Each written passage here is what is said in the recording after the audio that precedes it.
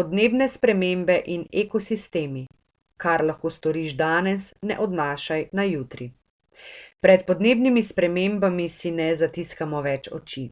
Zavedamo se, da gre za globalni problem in da so lahko celovite rešitve le globalne. Države se strinjajo glede marsičesa, toda številke kažejo, da je pot od besed k dejanjem še dolga. Slovenija ni izjema. Moramo biti pozorni na posledice podnebnih sprememb, ki nas utegnejo še posebej hudo prizadeti, celo na področjih, kjer mislimo, da smo varni, kot je recimo dokaj široka dostopnost do pitne vode. Toda voda je iskana, čedalje redkejša dobrina in boj zanjo postaja neusmiljen. Zato je treba paziti, da ohranimo zaloge pitne vode za vse mesece leta. Paziti moramo na ohranitev in predvsem čistočo podtalnice.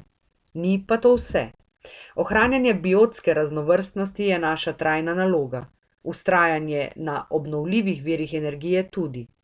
Pripraviti se moramo na posledice okoljskih sprememb za mednarodne migracijske tokove.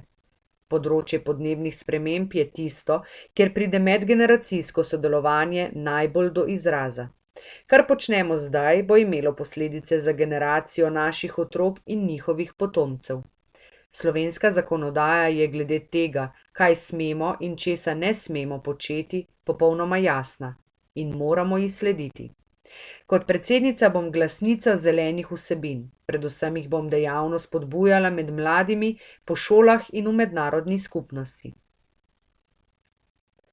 Dosledno preverjanje in opozarjanje na praktično uveljavitev 72. člena Ustave Republike Slovenije.